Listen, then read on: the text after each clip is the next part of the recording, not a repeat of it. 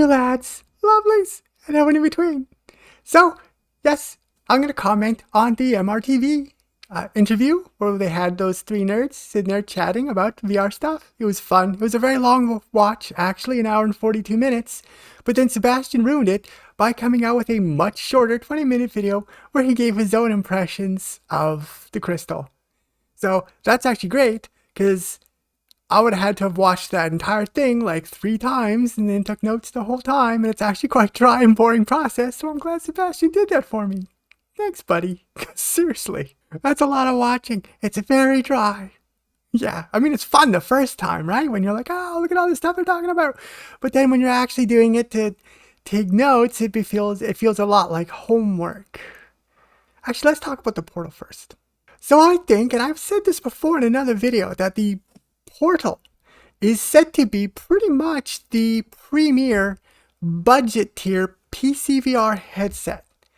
I think personally, as far as a pure standalone, is you don't really have a gaming PC, it's just not in your budget. Probably I still go for the Quest 2. I know the Pico's got nicer hardware, but it doesn't have the games. And if it doesn't have the games, then what's the point, right? I still say the Quest 2 is the best pure standalone experience, even though I think the Pico sounds like a nicer unit. But the problem with the Pico is it's still not a great PC VR headset. It's using just Wi-Fi 6. It doesn't have a hardwired connection. It's definitely just not really meant for that. It's there because the Quest 2 does it in its own sort of acceptable way, I think, honestly. And you know, it's not like it's a terrible option for PC VR, but I think the Portal looks way more appealing with Wi-Fi 6E, WiGig, and of course you can run an HDMI cable directly to your PC. I think that's definitely killer. So as far as standalone, I think the Portal has got a way to go there.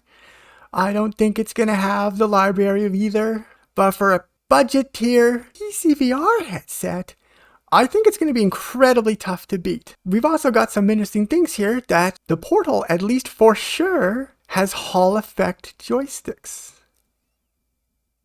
Okay, that's pretty rad, isn't it? Right? Because what's the one thing we always get bitchy about on our friggin' VR controllers? Unless, of course, you use Pimax swords. But I mean, it's the joysticks getting drift. Like the Knuckles, they're famous for getting drift. And it's even a problem on the Quest 2 controllers, although probably not as widespread. It still is an issue. People still get drift on their Quest 2 controllers. It's a pain in the ass, and the solution is to use Hall effect joysticks. This doesn't render the joysticks immune to wear. Obviously, it's still made of matter and is there subject to the laws of physics. However, it does eliminate a huge point where drift begins to show up and be a continuous problem. So Hall effect joysticks is a big deal. That's why you see people modding their Steam Decks to have Hall effect joysticks, although I think that's pretty unnecessary, so I don't think I've really heard too many people getting drift on those joysticks yet. It's not that common an issue, fellas. So it shouldn't be an issue on the Portal, and I heard this. I wasn't convinced. It wasn't made clear to me, and it was hearsay, that the Crystal, and therefore the 12K joysticks, will also be Hall effect. That is a big deal. You could actually use your joysticks without fear of them getting drift and you having to RMA them or just buy new ones outright. What a huge pain in the ass. So if the Hall effect joysticks are there, while they do not render the possibility of drift impossible, they do make it much, much more resistant, because there's still other parts in a joystick that are subject to wear, of course, right? There's no invulnerable piece of hardware, unfortunately. Nonetheless, this is really good news, and I think that's great. I'm delighted to hear that they're using high-end components there, and frankly, for the price tag, I kind of expect it. Although on the Portal, actually, considering it really is a budget model, that's a really nice thing to see. I'm very pleased by that. So, Pimax, if this is true, that is smart. That is good. You are pleasing me.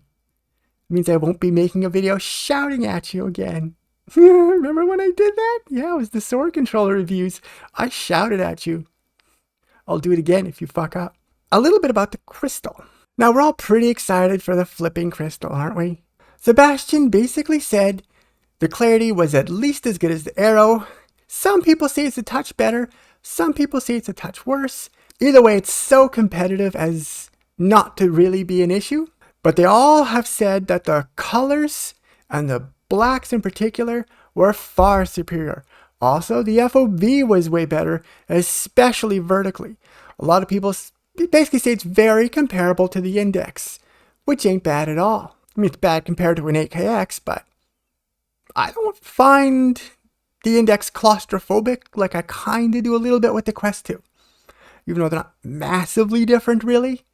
Nonetheless, there's like a threshold there, and the Index is sort of at it. If your Index or above, it looks pretty good, even if it's not as magnificent as something like an 8KX, which we'll have to really wait for the 12K to get that replicated in a really high PPD. What I think is probably the biggest issue that they were talking about was the eyes having either focal depth issues or something where Sebastian was convinced there was like some kind of diopter already applied to the lenses. Of course, there wasn't. That's probably not it. Here's the thing though. So if you were in the exact right place at the exact right time and everything was aligned just perfectly, then you got an update from Kevin at Pimax USA.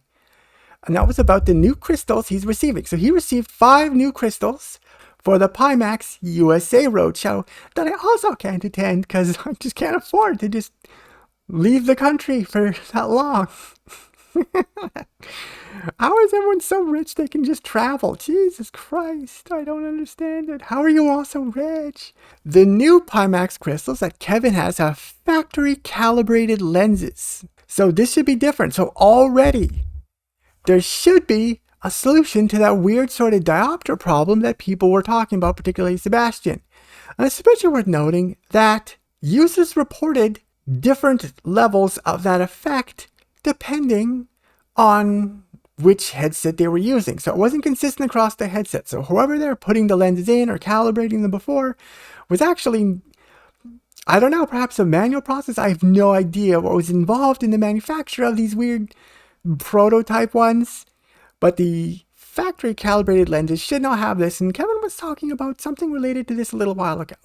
So I'm going to take a guess here and think that a lot of those issues that people were having with the distortion, or not the distortion, people were having with the uncomfortable eye strain probably won't be an issue at the USA Roadshow. Yeah, so that's interesting that these are newer models of, well, we can still presume are still probably prototypes, but are newer iterations of the prototypes than were actually being shown off in Europe, and we kind of knew this was likely. At least I speculated that it was, and that does seem to be the case.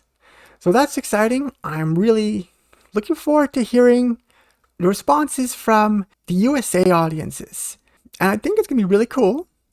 And I really hope that weird issues with the eye strain are solved in this one, because it's probably creating an undue amount of panic.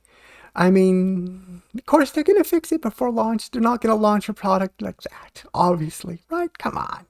You couldn't have actually thought they were going to do that. Don't be stupid. So I'm excited very much for both of these. And obviously, JameJame's VR is getting a portal with all the VR goodies, Social Edition, Horizon, blah, blah, blah. All that stuff. We're getting all of it. And of course, the 12K and the Crystal, we're getting all of them. And we'll be covering all the updates, because there's going to be a lot of firmware updates and software updates and bugs that are definitely going to be present at release. We're going to be talking about all those eventually at some point. I'm excited. I really can't wait to dig into it. Also coming in the future, I'm going to have a review for a new type of VR pulley system I just found out about recently. And I've got some on the way. Not only that, I've got a review for the bHaptics Taxu X40, and of course the arms. I've got that coming too. So I can't wait to check those out and share my experiences with you guys. Anyway, that's enough for now. I love you, and I will see you next time. Bye-bye.